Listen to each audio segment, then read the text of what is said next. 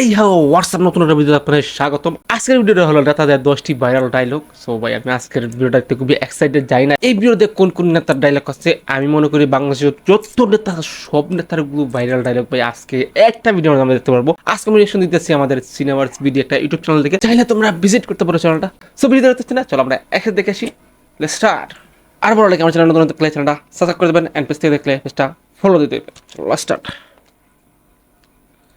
আল্লাহর কাছে ওই শালার বুতরা আরে বাড়াই দাও হয় না কথা বলেন কেন? এই রকম বিচার আল্লাহ সহ্য করবে না। যার হয় তুমি ঠিক তো দাও কেন?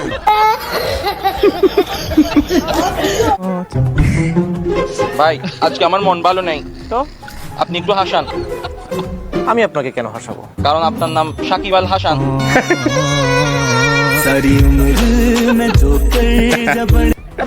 আসলে তো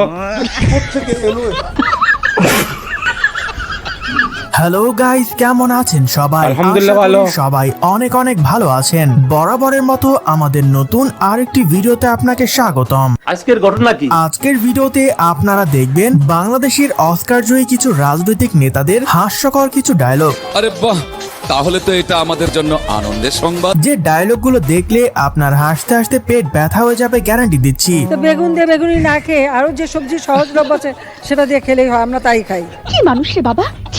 মিষ্টি কুমড়া দিয়েও খুব ভালো বেগুনি না বানায়, মিষ্টি কুমড়া দিয়েও বেগুনি বানানো যায়।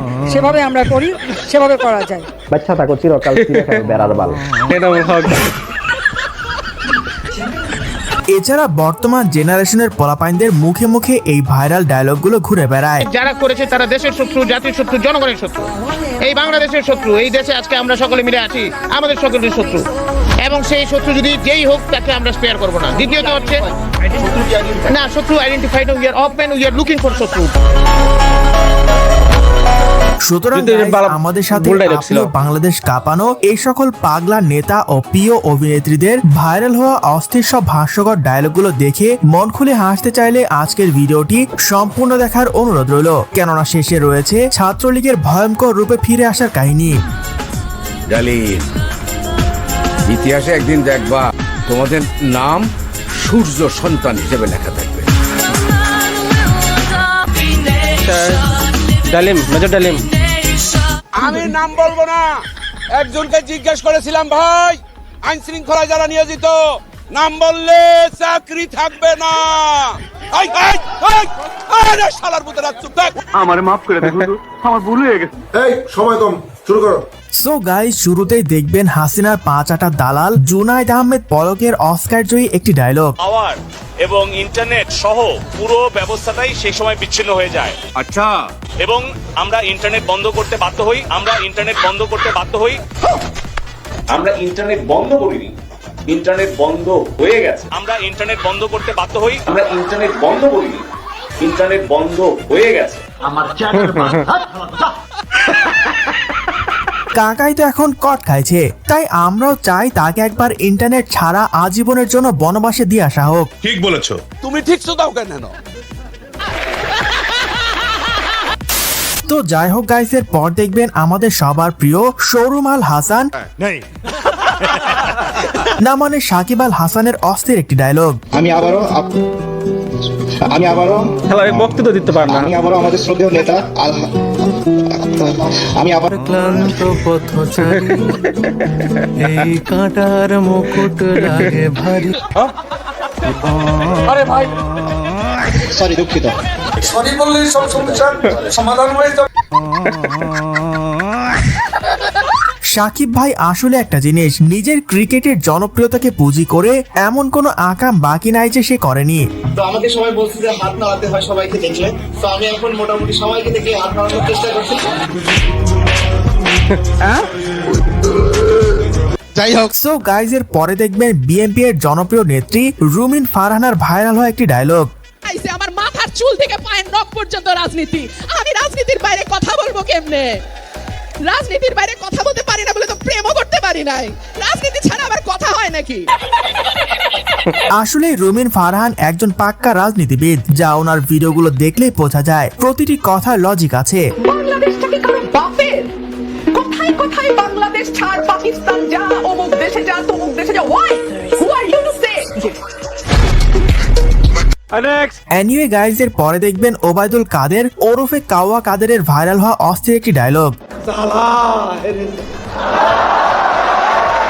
কেমন আছেন আপনারা? ভালো হয়ে যাও মাসুদ, ভালো হয়ে যাও, তোমাকে আমি অনেক সময় দিয়েছি। তুমি ভালো হয়ে যাও।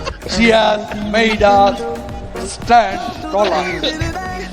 আরে এরা মুখ থেকে বেরোয়।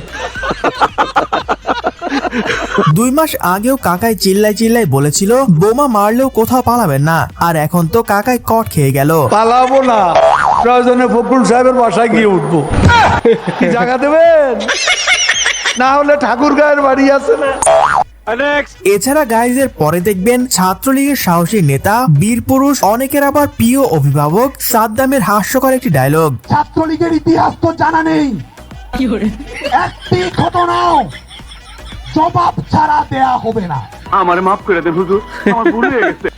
কোথায় কে কি করছেন না করছেন সবকিছু আমরা দেখছি, জানছি, অবগত থাকছি। বাচ্চা থাকো চিরকাল ছিঁড়ে খাবে বেড়ার বাল। কিরে ভাই, আপনারা ছাত্রলীগরা জনগণকে জনে জনে খবর দিবেন বলে 7 মিনিটে আউট হয়ে গেলেন, এটা কোনো কথা? বাংলাদেশ ছাত্রলীগের এই হাজার হাজার ছাত্রদেরকে দেখে কেউ যদি ভয়ে লেজ গুটিয়ে পালায়, তাহলে তার দায়ভার তো বাংলাদেশ ছাত্রলীগ নেবে না।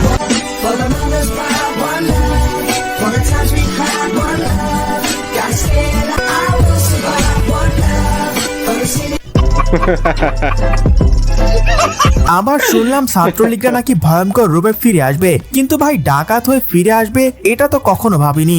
আমার মতন কেউ চিন্তা করেন না ভাই, আপনাকে পরিস্থিতি ছোট বলবো ভাই।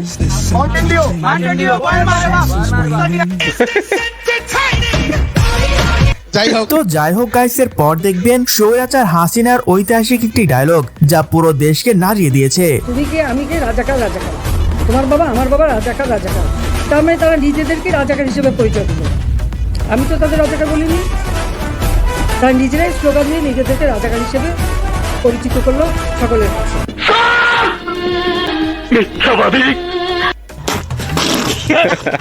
কি দরকার ছিল আপা শুধু শুধু মৌমাছির বাসায় ঢিল দেওয়ার? এখন বাপের বাড়ি ছেড়ে শ্বশুর বাড়ি থাকতে কেমন লাগছে? দেশবাসীর কাছে আমি বিচার চাই। আরে কি অপরাধটা কি করেছি? আরে মায়ের কোল খালি হোক এটা চাই না, কারণ আমি তো বাবা মা সব হারিয়েছি, আমি তো জানি আমার বাবা।